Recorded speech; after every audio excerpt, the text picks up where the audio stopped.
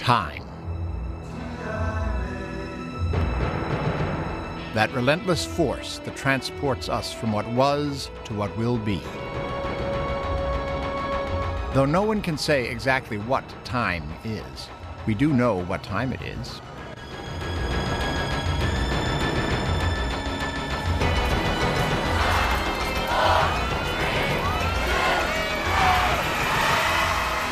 For millions, this is a landmark, a special moment in time. But far from all the commotion, millions of others count their years very differently. For Buddhists, the year 2000 came and went more than 500 years ago. In the Muslim world, it's only 1420, while to many Jews, it's the year 5760. Nevertheless, the observance of this year 2000 is a singular opportunity to listen to the heartbeat of the planet.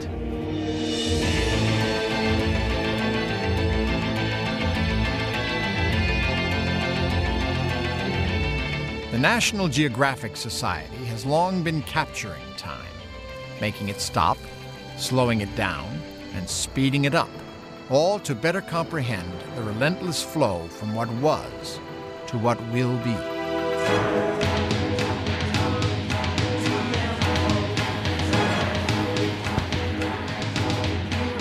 We invite you now to see the world through our eyes as we explore the epic adventure of life through time.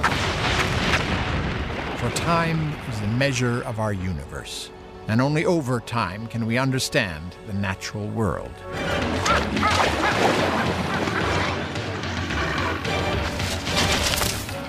And it is our unique grasp of time that helped give rise to science and culture, to civilization itself. Take time, add exploration and the quest for knowledge, and you have the human story. A story of constant and accelerating change. But now, perhaps, we are at a most critical point, on the verge of controlling nature and on the brink of destroying it. What kind of world will we leave to our children? Only time will tell.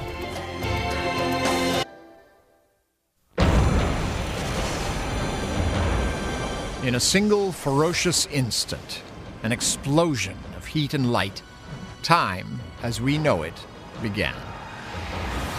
It was the Big Bang.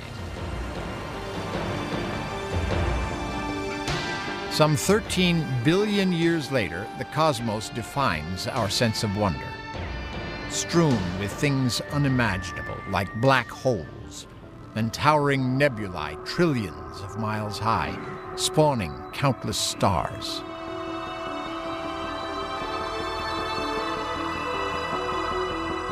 About 2/3 of the way through the history of time, our own solar system was born.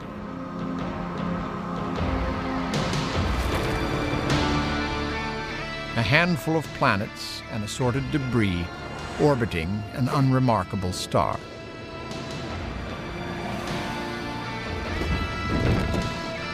In this immense universe, our own planet is like an insignificant blue ornament, tenuously protected by a paper-thin atmosphere. But a closer look reveals that there's something wonderful going on here, something rare perhaps, or even unique, something called life.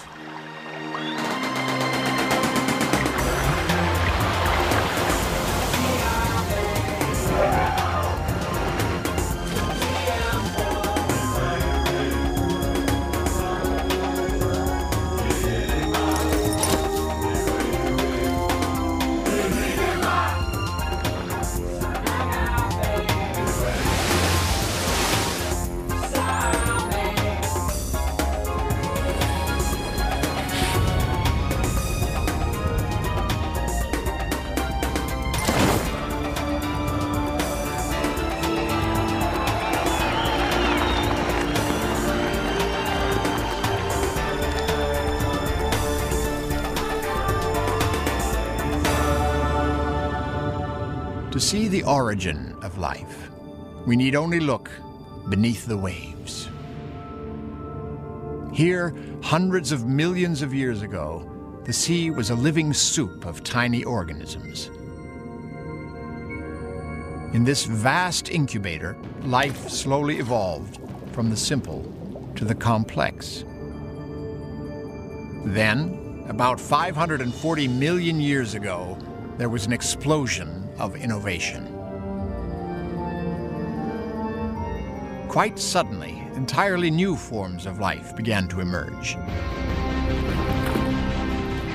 In the millions of years that followed, armor plate and prickly spines appeared to protect creatures from a new threat: predators.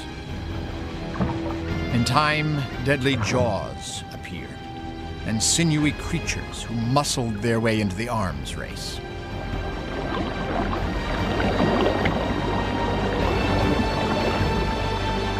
Some animals have changed very little over millions of years.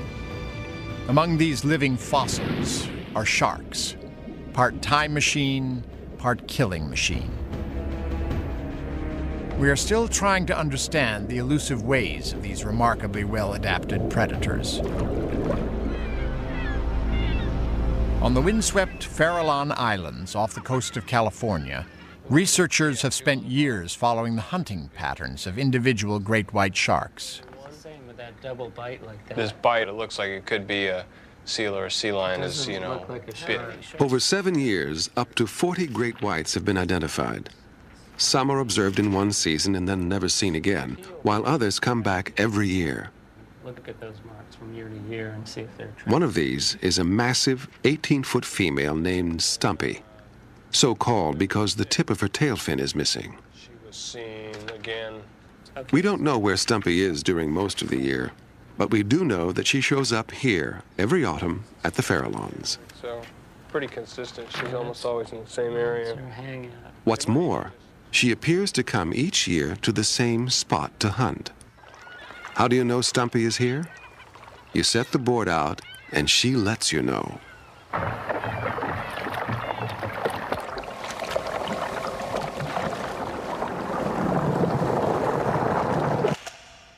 This is how a great white kills an elephant seal in the first hit.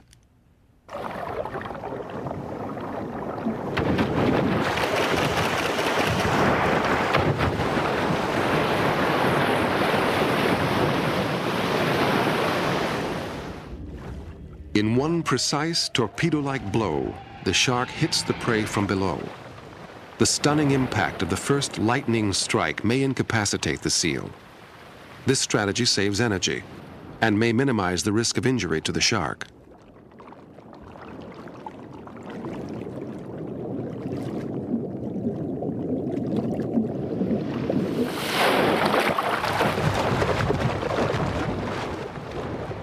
This surprising sequence of attack, retreat, and feast has served the shark well for a very long time. But nature was not content to have only the seas populated with living things. After hundreds of millions of years of preparation, out of the water crept life. It took countless generations for gills to become lungs and flippers to evolve into wings or feet. Eventually, a profusion of crawling, flying, and running creatures claimed the land for their own.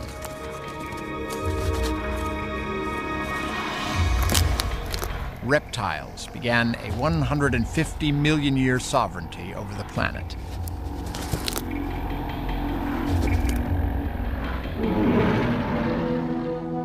It was the age of the dinosaurs. They were the biggest creatures ever to walk the earth. Gone now some 65 million years, they live on in our collective imagination.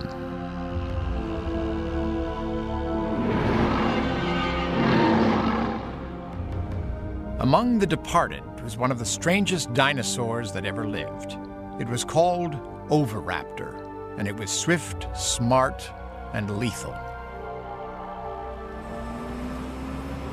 This expedition is traveling to a remote part of Mongolia to uncover the secrets of the oviraptor's world.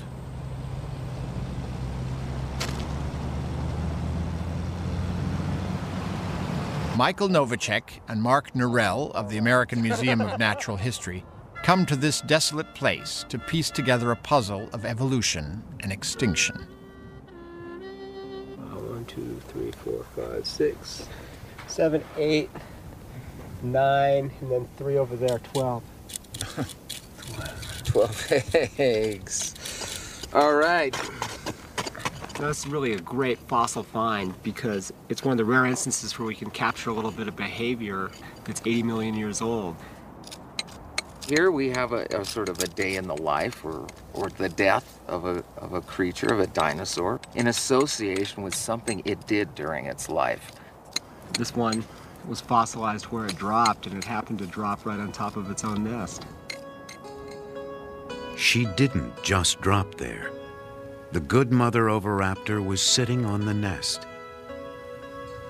They probably brought food to their nest, as birds do. And the good mother tended her eggs. Like a bird, she prodded them into a circle. The fearsome carnivore of the Gobi was parenting.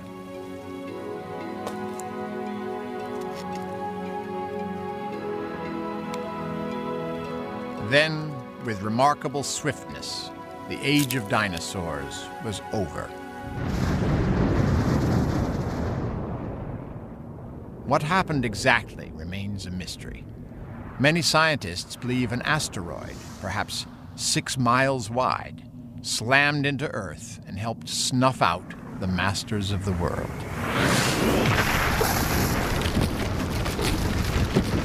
From our perspective, of course, this mass extinction event is not a big problem because we're part of the group that survived and started evolving into bats and large hoofed animals and lions and tigers and bears.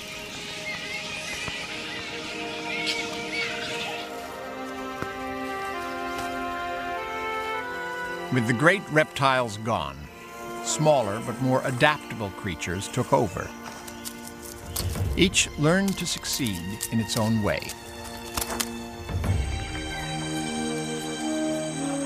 Some rely on speed and powerful jaws, others strength and a thick skin.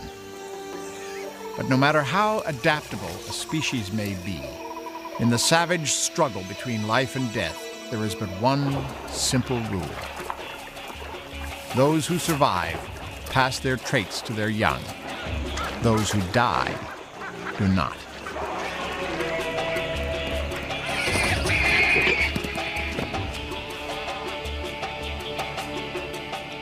Every creature is a history book of genetic code. These living ghosts are the product of all the life and death moments endured by all the generations before them. An ancient species related to both antelopes and pigs, the water chevrotain has been feeding on flowers, fruit, and fungi here for over 20 million years. All that time, predator and prey have been evolving together, honing skills and strategies that make them well matched in the game of survival.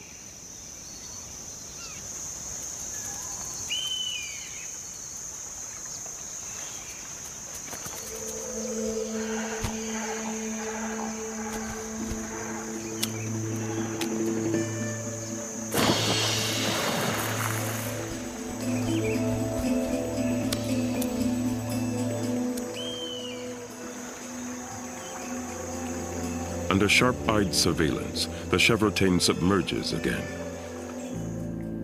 She is completely at home here. She doesn't swim, but simply walks on the bottom, just like a little hippo. Her huge eyes are open wide, but she sees rather poorly, probably much as a human does underwater.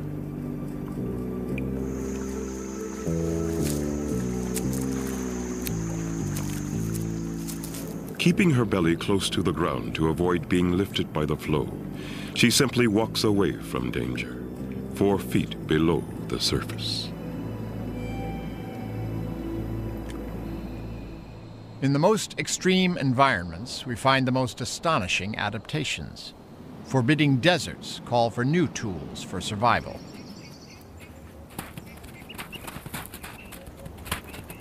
Outmaneuvered by a hungry coyote, this creature seems ready to accept its fate. But the horned lizard has evolved a surprising solution to a desperate dilemma. The swelling below his eye is not a wound. It's the lizard's last defense. Squirted from a specialized tear duct, a stream of blood is aimed at the coyote's face.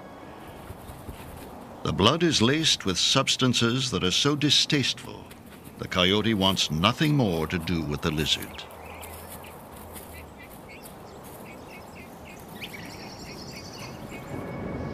Here on the barren ice floes of the Arctic, it's hard to imagine any creature, much less a 1,000-pound brute, finding sustenance. But the polar bear is a resourceful predator with infinite patience.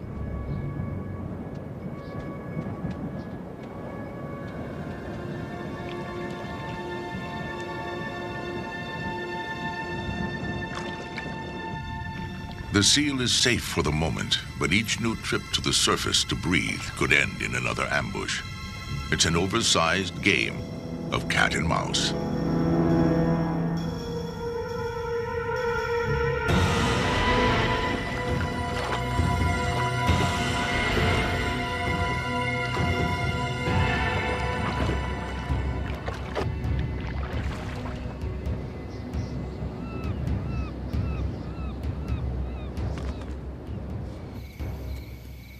Mammals thrive by capitalizing on a key innovation rarely found in reptiles: parental care.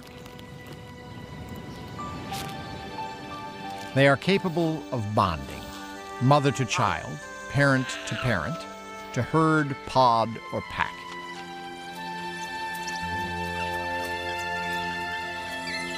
But as youth gives way to maturity, animals demonstrate other important capabilities as well.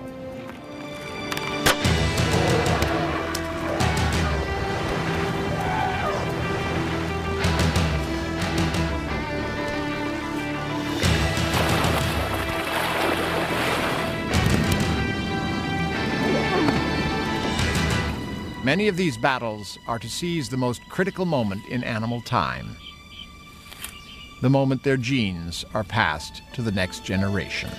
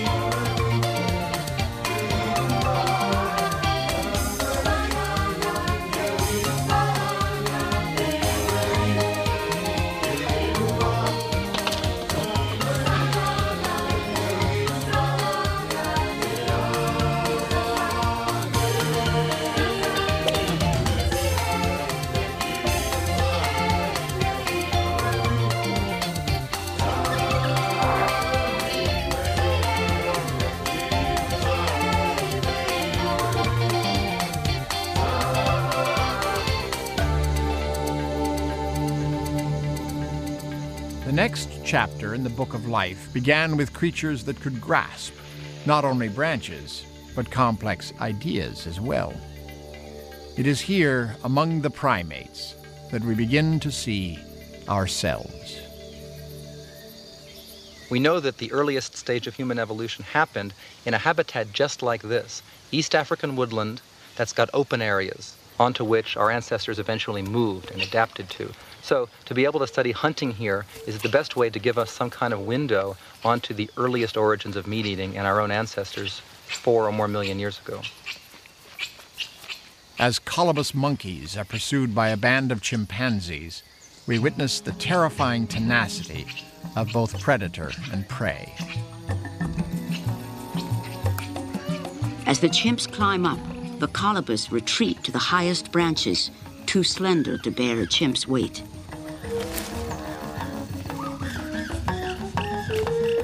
The male colobus stand their ground against chimps up to 4 times their size.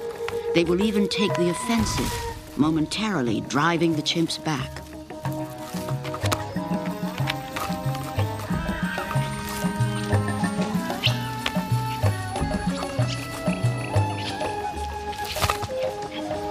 Holding his tail out of the chimp's reach, this male buys precious time for the escape of the females and young.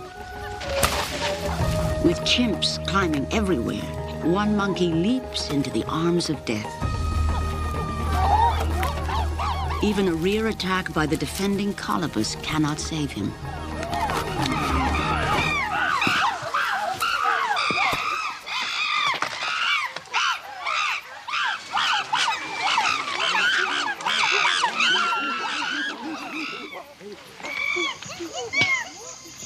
Resourceful, sociable, intelligent, the chimpanzee has been content to remain in the forest for millions of years. Only occasionally do they wander out into open areas. But one related species, the ancestors of early humans, left the forest for good, and the world was changed forever.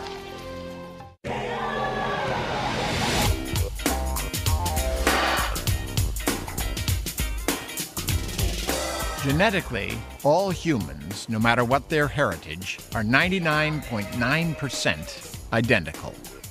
It is not what we are, but who we are, what we learn, believe, and create that determines our group identity. And that identity often determines our relationship with time.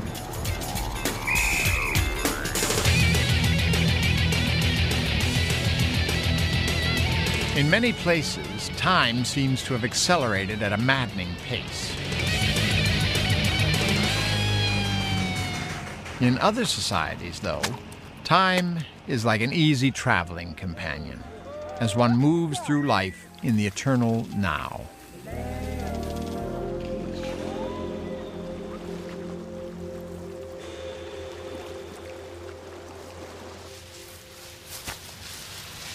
In the highlands of Papua New Guinea lives a remote society with their own understanding of time.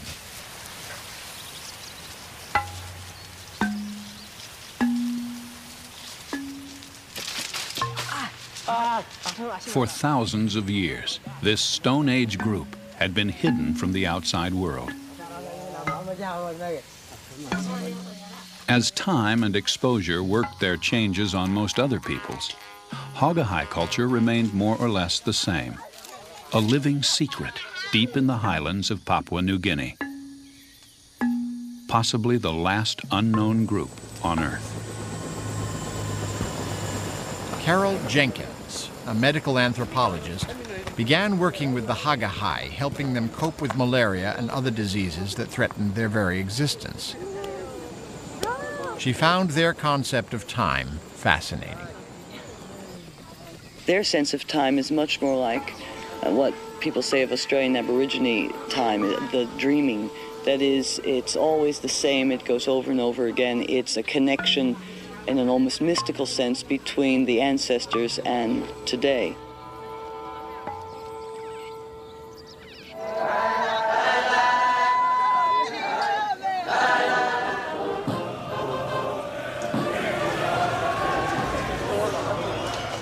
Much of human culture is anchored in our traditions, and often these traditions are linked to our sense of time.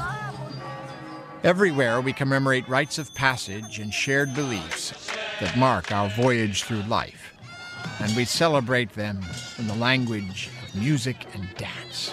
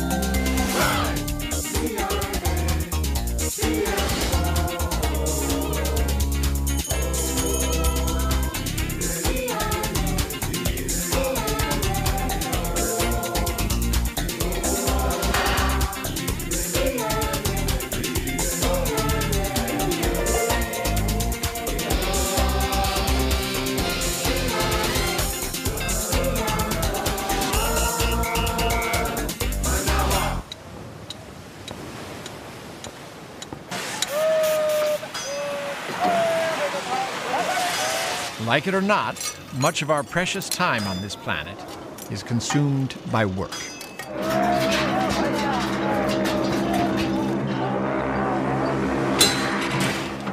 The sheer diversity of labor reflects the vast scale and scope of the human experience.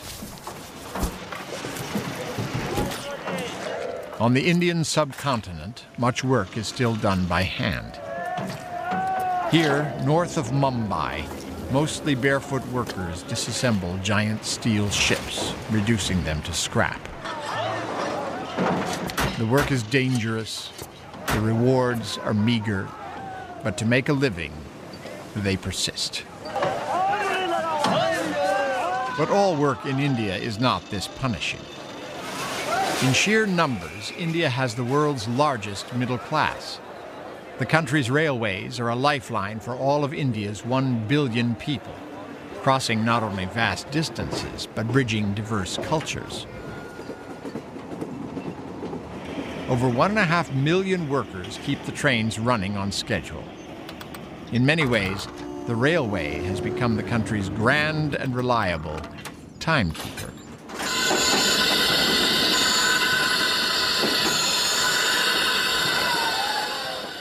At Borivali Station, 15 men have been meeting up for 10 years. They call themselves the 854 Group, and every morning they stake out strategic spots along the platform. With speed and luck, they can claim a few seats that they'll share between them.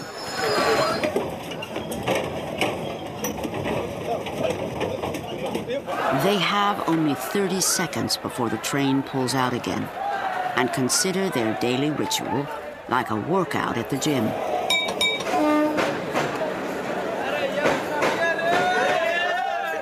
Very few of us choose to risk our lives on a regular basis. For those who take up hazardous occupations, the excitement, danger, and rush of adrenaline can be addicting.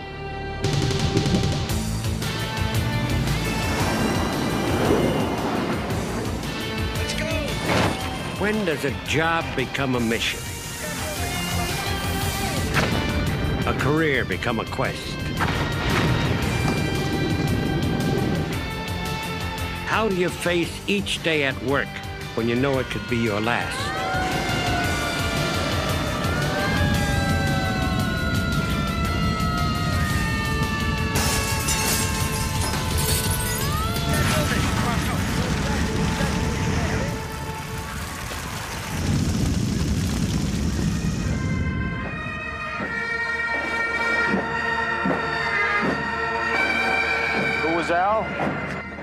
Al was our friend. I'm going to miss him a hell of a lot. The way we live our lives is often shaped by our attitude towards death. But few embrace the dead as wholeheartedly as the Naju Dayaks of central Borneo. Anthropologist Anne Schiller has spent almost 15 years studying the death rites of the Dayak peoples. She takes part in a ceremony called Tiwa, during which the villagers dig up the bones of their dead parents, spouses, and children. They do this so the spirit of their loved ones might go in the afterlife to what they call the prosperous village. If the head of a family hasn't been able to hold a tiwa, he is very troubled and unsettled in his mind. He asks himself, how can I save my parents so they can go to the prosperous village? This is all about taking care of their parents. I mean, what these people are doing is they're giving life to their parents in the way their parents gave life to them. So they're caring for them the way you care for a child. You're washing it, and you're nurturing it, and you're making sure it's comfortable. Now that the bones have been exhumed, the Tiwa progresses to the ritual blood sacrifice.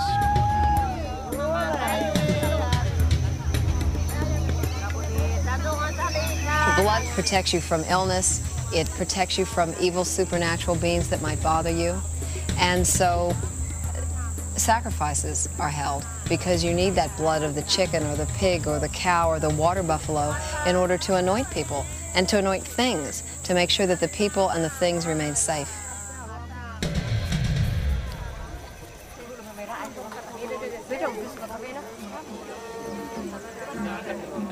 From a culture that honors death to the death of cultures themselves.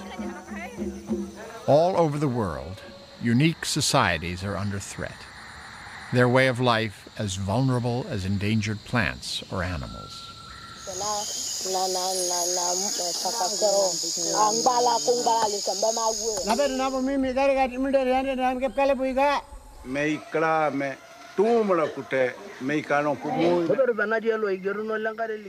According to some estimates, nearly half of the world's 6,000 languages will disappear in the next century.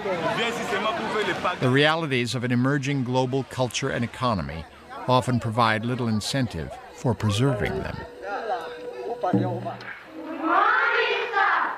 morning, children. How did you? How do you do? Thank you. Sit down. Thank you, sir. How does a people hold on to its own identity, its own traditions, and still remain open to the outside world? What the? Disappearing cultures have much to tell us, if only we can take the time to listen.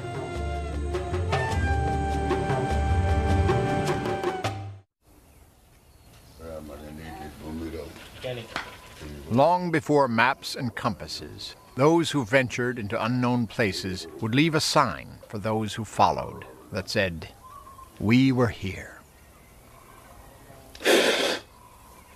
The idea of being first, of leaving one's mark in time and space, inspires modern explorers as well.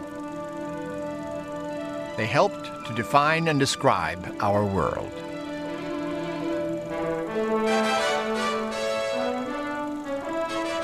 The exploits of these 20th century adventurers continue to fascinate and inspire.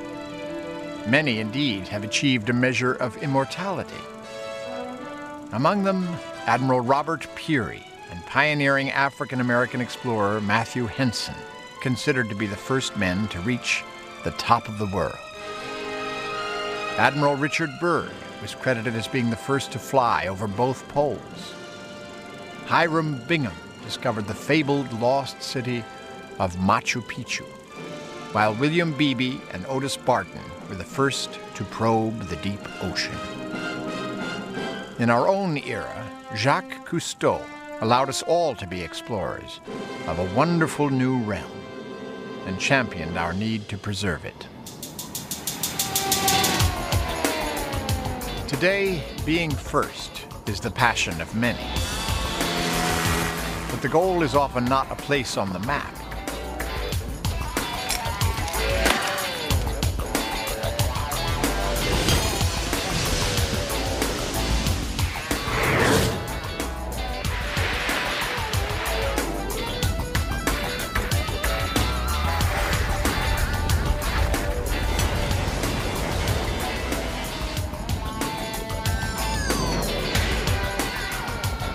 For these brave souls, it's not so much where they're going as how they get there.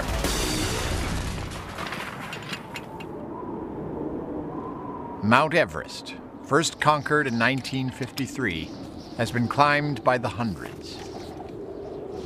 Still, for every 7 that reach the summit, one climber will die.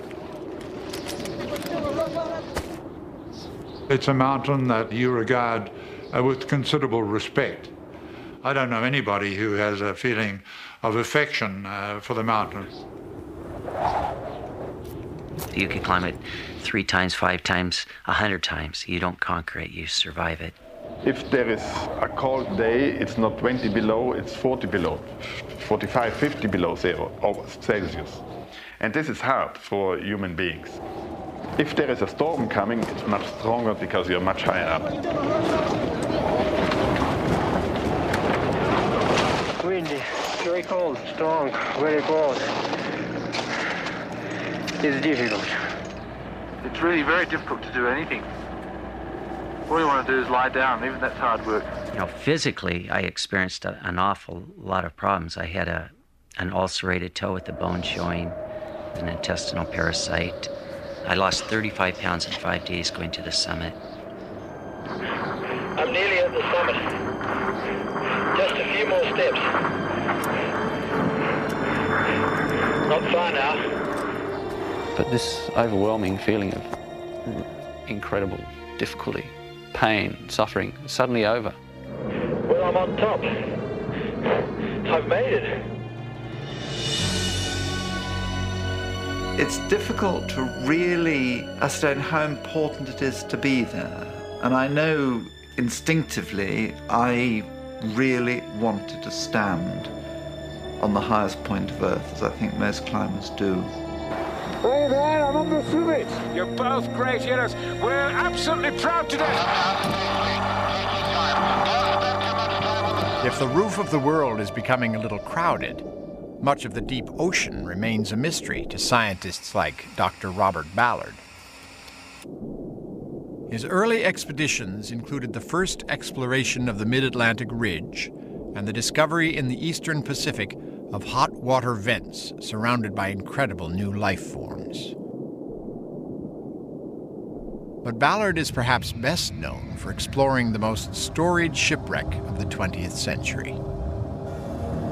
And since Titanic, he's been probing further and further back in time. We're sitting right now in ruins that are on the island of Sicily. To travel from civilization to civilization here in the Mediterranean, you must cross the Mediterranean, and many of those ships didn't make it. Many of those ships went to the bottom, and many of them went into the deep sea. Between ancient Carthage and Rome, it's 12,000 feet deep. Using the remotely operated vehicle Jason and a U.S. Navy nuclear submarine, Ballard has led a team of archaeologists to the largest concentration of ancient shipwrecks ever found in the deep sea. Almost a half a mile below an ancient trade route, thousands of artifacts from 8 ships were found strewn all over the seabed. Later, they returned to the site and recovered Roman clay jars that once contained ancient trade goods like olive oil and wine. There's glass. Among the bounty were glass cups traded by Arab merchants who sailed these same waters 1,500 years later. Look at this. Someone hold this. What has surprised me the most is that we thought this was one event, that this was a fleet of ships, a group of ships that sank together, and it's not at all. We have ships spanning over 1,500 years of history. Heavy, Kathy. Very heavy. I feel very good. I feel that this really is a historic expedition. This is the first major deep-sea archaeological expedition.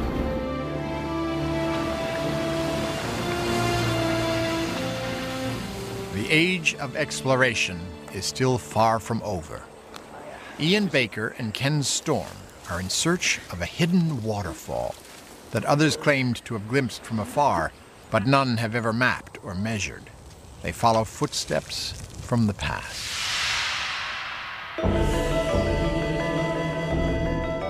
In 1924, British botanist Frank Kingdon Ward led an expedition to Tibet, searching for a waterfall as grand as Africa's Victoria Falls.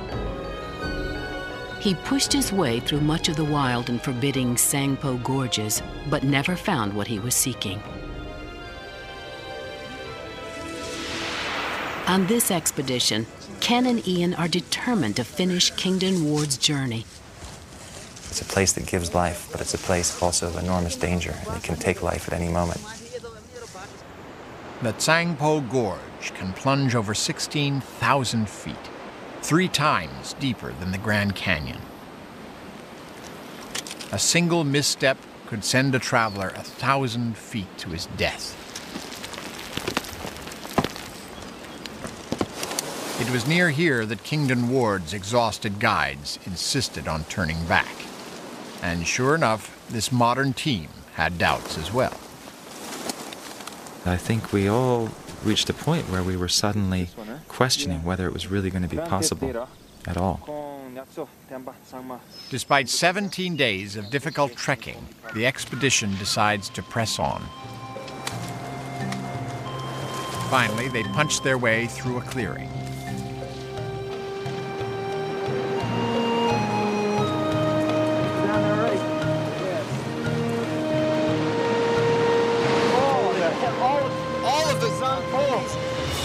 Into that energy.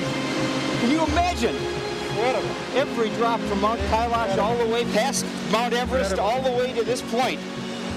After a century of speculation, the Great Falls has finally been placed on the map. Named Hidden Falls of Dorje Pamo, it measures between 100 and 115 feet, with an enormous volume of water that makes it so extraordinary. To actually come upon something new and undiscovered late in the 20th century is remarkable. Even in places that are mapped, there are new worlds to explore, like the lush rainforest canopy. I realized at that moment, that first rope climb, I knew where I was going for the rest of my life. I was going up to the canopy. It takes hard work and courage to conquer this new world. But when they climb, Nalini and other canopy researchers are also returning to a very old world. We really felt like pioneers. We felt like we were frontiersmen going to where no human had ever gone before. And everything we picked up was something new and something different, new species, new interactions.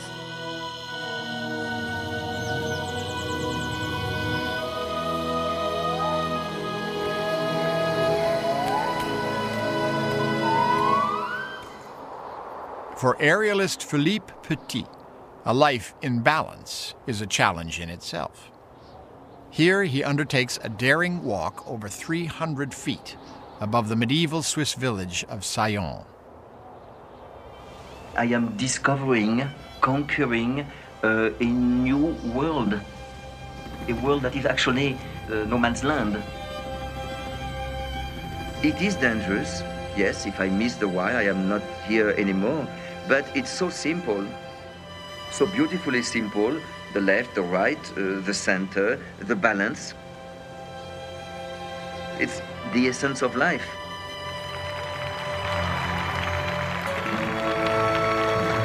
What I do is seemingly useless, but actually is an inspiration. Looking up is flying your own way. People who don't have wings, they can fly by looking up.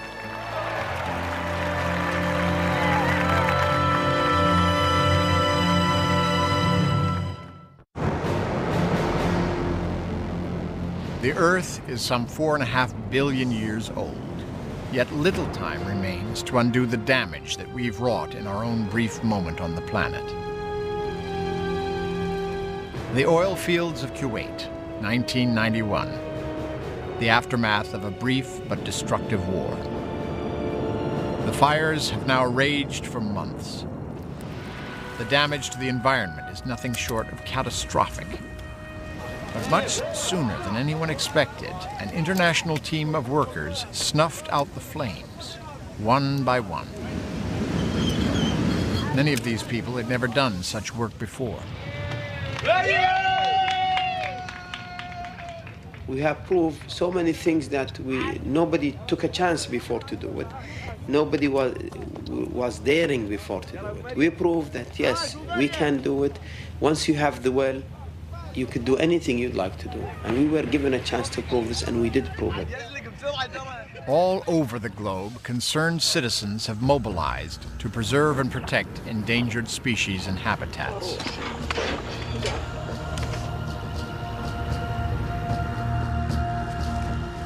The power of such dedicated people is proven today by the continued existence of creatures once nearly annihilated by man, the great whales. Today they are known and loved with such passion that the survival of most species of whales seems assured. But for other creatures, time is running out. In central China, Professor Pan Wensche dedicates his life to the imperiled population of giant pandas remaining in the wild. My friends in Beijing always ask, why do you continue to work in the field year after year? When will it end? Your work has been published. Why don't you stop? I tell them my goal is to protect the panda and to establish a refuge for them in the wild. That is my mission, but it will be difficult. Achieving this goal may take my entire lifetime, and even that may not be enough.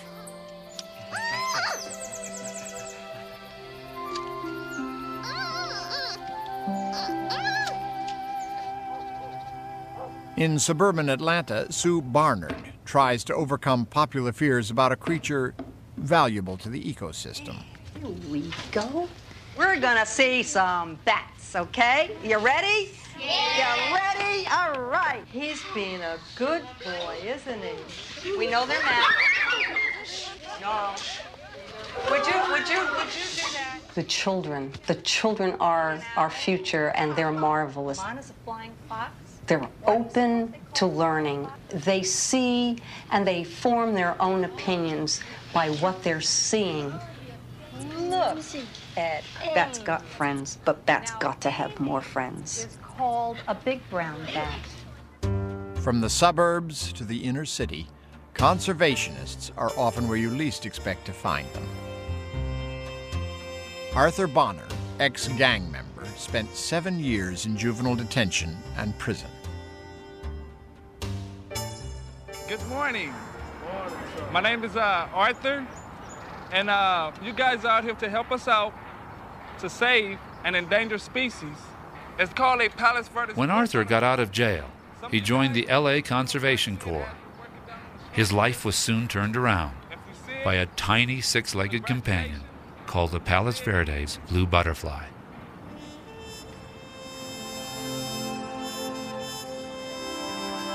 Arthur is one of just 3 people who are permitted to gather the butterflies. I'm very dedicated to coming down here. I love to do what I'm doing. I love my work.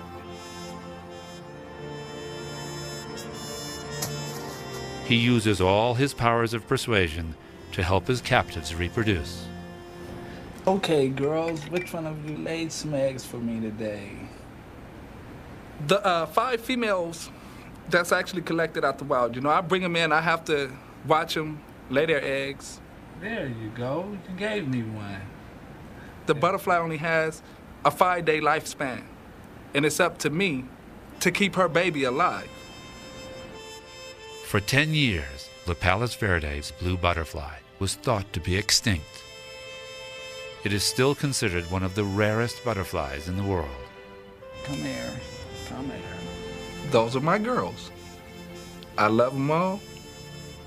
They actually kept me from being extinct as much as I'm saving them from being extinct. They're saving me, and I'm saving them. It's very easy to dismiss the bugs and the weeds of the world, but science is revealing every year just how important are these little things on which we and other larger organisms depend. They cleanse the water, they create the soil, and the very air we breathe. The case for protecting all life forms has been made powerfully by Dr. Jane Goodall. She now speaks to the next generation, for it is our children who must carry the message forward. It's terribly important, I think, that children should grow up not having this incredibly arrogant view that the world was made for us humans. We all matter. We all have a place in the world. Each species, whether it's human or non-human, has been evolved over countless thousands and thousands of years into a perfect organism, and we should respect that.